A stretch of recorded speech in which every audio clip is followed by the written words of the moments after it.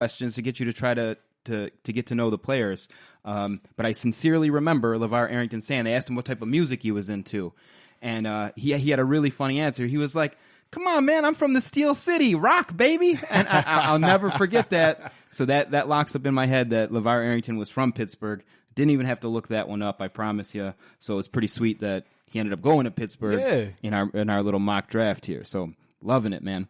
All right, we got Chicago up next. Okay, so Chicago, their original pick, one of the Hall of Famers, the only official Hall of Famer. So far, obviously, Brady's going to get the there. one that actually got his gold jacket on right now. The one sitting at home in his footsie pajamas and his gold jacket, Brian Urlacher. Oh, he's butt ass naked with that jacket on, man. That's it. You gotta be. You at home just the jacket. with the gold jacket. You got to be butt ass naked. So it's like Hefner's robe, just the jacket. Facts. Sick. I love it. I absolutely love it. So for me.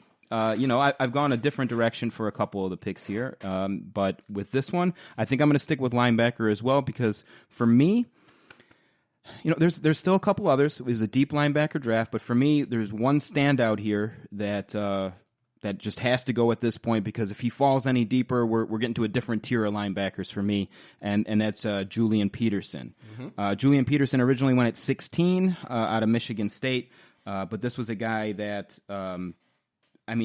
Just widely considered one of the absolute best players in the NFL for his peak years. Amazing player, edge rusher, could also play the run. Just a great player. Easy pick for me, Julian Peterson. Julian Peterson had a very interesting career because when he was in San Francisco, he was more of that weak side linebacker, put him behind a big defensive lineman, let him chase down and run it back. And then he got hurt. Went to Seattle and became a very good pass rusher. Yep. He had a 10-sack seasons. I think he had a couple of double-digit sack seasons. Yeah, you're right, because he was more of a player that could drop back into coverage, right. A little bit more of an all-around player early in his career, and then after injuries hampered him, interesting guy because he turned the whole focus of his career around, ended up being a very good edge rusher. Right. So just a great player there. He fit in my top 10 on the board. And again, when you're looking at these things, it's like, if this is real and this is a real draft, that's why I love that we're going back and forth with it. It's like, if from there, I think this is where the tier of linebackers drops off. So had to sneak him in there, even though I have a couple guys that I think might have been all-around better players still that are still out there. I'm taking Julian Peterson with this one. I like that pick, man. That's an excellent pick.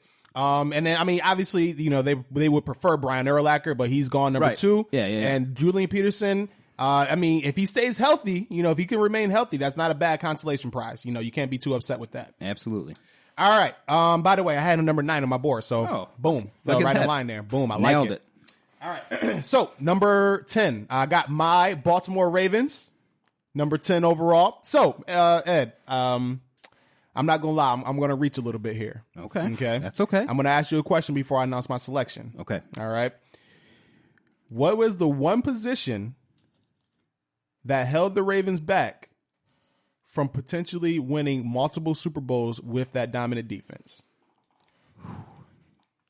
The position that held them back, if anything, would be maybe offensive line? No, sir. No? Quarterback. Quarterback, really? Oh, I guess you could say that, yeah. So think about it. Baltimore. So you're not saying that Trent Dilfer is a great quarterback? We won a Super Bowl with fucking Trent Dilfer. You won a Super Bowl with Joe Flacco? We won. Don't disrespect my guy like that. I'm just saying. You asked. There was so many seasons where this Baltimore Ravens team had dominant defenses led by Ray Lewis. Obviously, the year 2000, we won the Super Bowl, so I'm not too mad at that. But at the same time, there was a lot of prime Ray Lewis career years wasted on very, very bad quarterbacks. Okay. Ranging from Trent Dilfer, ranging from Elvis Gerbach, ranging from Kyle Bowler. Kyle, I should have been a bowler. Anthony Wright, that was my man, but not that good. Okay. All the way up until we finally had Joe Flacco to kind of stabilize that position, and now obviously Lamar Jackson. So, to kind of stabilize that position now and give my Baltimore Ravens more of a chance to win more Super Bowls, number 14 on my board, I'm going Mark Bulger. Okay. Quarterback, West Virginia. Mark Bulger had a very successful career taking over for Kurt Warner in that St. Louis Rams offense. Now, the thing that made me a little bit skeptical on it was, A, he has some very great weapons with his time in St. Louis. Torrey Holt, Isaac Bruce, and then Steven Jackson or Marshall Faulk, then Steven Jackson in your backfield at that point in time. And then they also had a pretty good offensive line as well. He has some weapons. Yeah. Baltimore, we don't have those same type of weapons, but in this new world, in this 2000 draft that we're doing, you drafted my boy Sean Alexander to us. Now I'm going to give them the quarterback and Mark Bulger. And I think this sets up my Baltimore Ravens to be able to compete for multiple Super Bowls now. There's no more having a lagging quarterback. We have an actual quarterback that can go out and make plays. Hopefully they're smart enough to surround him with some weapons in the future. And I think we will see Baltimore win potentially another one, maybe two more Super Bowls within that 10-year span there. Okay. Hey, nothing wrong with that. And I'll tell you, the Ravens better than anybody. So I'll give it to you, man. Bulger was good. My favorite little Bulger story was Chris Berman. Always used to, when he was doing his little highlight show, or the fastest 2 or 3 minutes in television, he would always sing along with the Wizard of Oz, because Ray Bulger was the guy that played the Scarecrow. So he would always do his little highlights from Mark Bulger in the tune of the songs from Wizard of Oz. So, I like it. So you get that along with it as well. You get some fun highlights from Mr. Berman. I respect it. I'll take it, man. That's certainly our first reach. I'll give you that. Yeah, that's definitely. So you went drafting by need there. I did go by need. But at the same time, it's a very solid need. Like, he's a good quarterback. He's not Tom Brady, obviously, but he's had a very solid quarterback. He actually played for Baltimore. He's a backup for Joe Flacco for a season. Okay. But I just think that he just kind of stabilizes that quarterback position, and I think he would lead up until we draft Flacco in 2008. The good news is it's up and over Travis Taylor. So you've done good work there. So either way, I don't think you could have gone wrong there. Travis Taylor, man. So I was watching a video. I was watching a YouTube video of him before we started this. And when he got drafted, the first thing he did was take out a loan for like $400,000, and it just like blew it all. That sounds right. Yeah, that sounds right. I don't know that sounds right, but that sounds right to me. For some reason, that sounds right to me. I love it. Poor guy. I love it. Poor guy. All right, man. What we got up next? The New York Football Giants. Yes, sir. So, for whatever reason, as I went through this in my brain, okay, and we still have a great guy sitting there, so it works out for me. For whatever reason, like when I look at a team's need at running back, I'm like, yeah, they kind of needed one back then, right? So, the Giants went with Ron Dane. Little did they know that in our redraft scenario here, that Jamal Lewis would be available. Woo! So, I mean, man, Jamal Lewis at 11 can't really go wrong there. If they were looking for a bruising type running back, and Tiki Barber, Jamal Lewis, whew, man, before you had to pay either of them big bucks, that is a nasty little combo there. They might not have known, when they were looking for a pounding type player, what Jamal Lewis was going to turn into. And you could say, all right, they've already got great players there, but I'm sticking with running back, and Jamal Lewis at this point, too good to pass up on at number 11. That's who I'm taking. I love that pick, man. Jamal Lewis, one of only 6 running backs to rush for over 2,000 yards in a season. He was probably one of the most recognizable power backs during that 2000 span.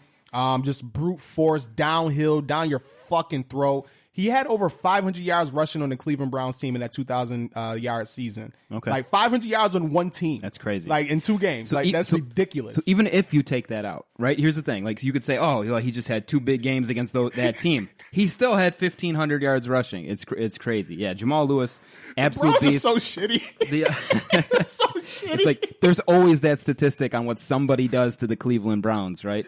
They're so bad. Oh, man. They're so bad. Brutal. We're helping you out today, Cleveland fans. We got man. to Tom Brady in this redraft. We changed the whole destiny of the franchise today. But I do like that pick, man. A Tiki Barber, Jamal Lewis combination in that backfield, that is scary as shit. Too much. It's too much to handle, man. I like that.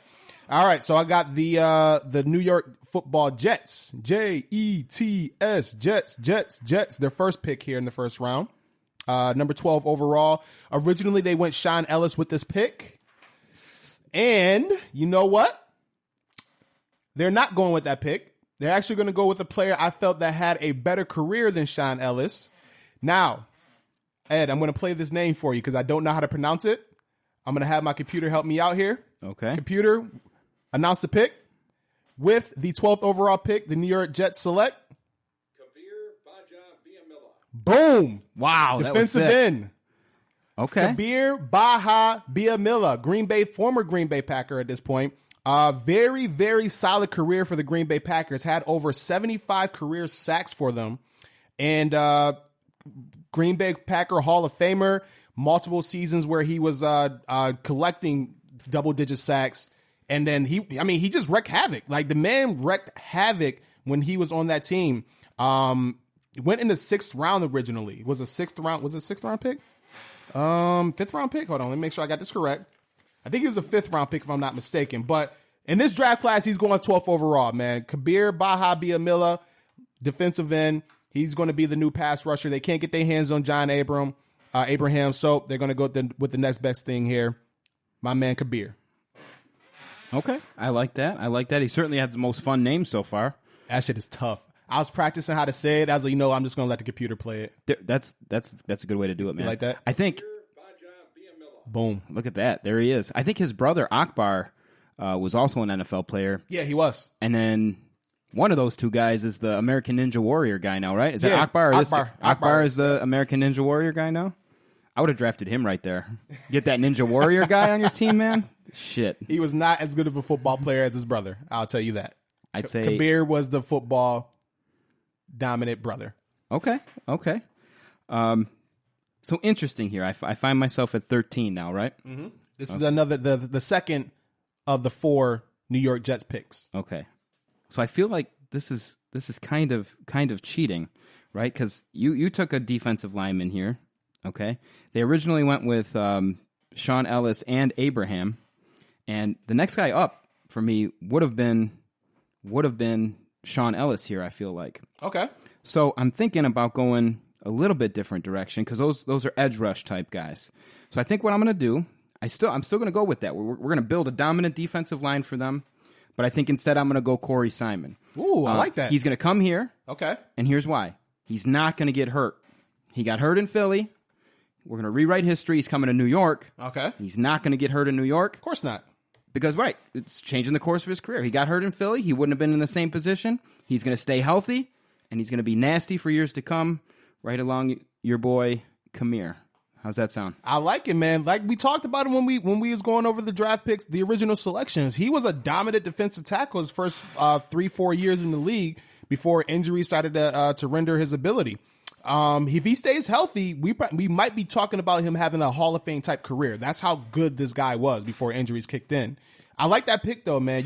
If you're the New York Jets, you have Kabir and then you go Corey Simon with the next pick. It's not as good as John Abraham and then Ellis, but it's pretty solid still. That's a pretty solid pick. And here's the thing. I was thinking about going Ellis, but I thought, how boring would it be if I just put the same guy back on the same team, right? We're trying to redraft this thing up. So I reached out to Corey Simon, but I'd have to imagine now I'm going to have to do some scrambling here because Ellis is falling down the board, man. So we'll see where he lands. Okay.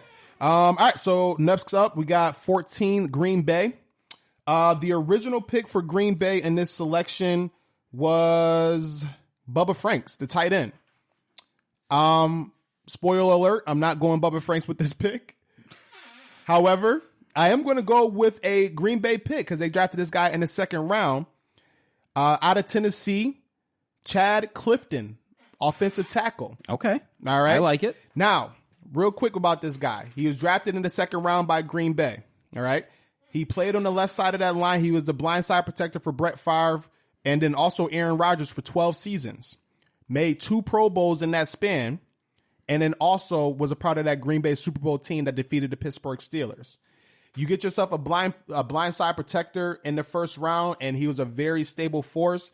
He was able to solidify that offensive line. I love my big uglies up front. I'm a big believer that you build your foundation of your team in the trenches. And Green Bay, man, I think they're going to love this guy. He's a big where's he from? Hold on one second. Where's he from? Let me find that real quick. Tennessee. I mean, he fits right into that Green Bay mode. Why not?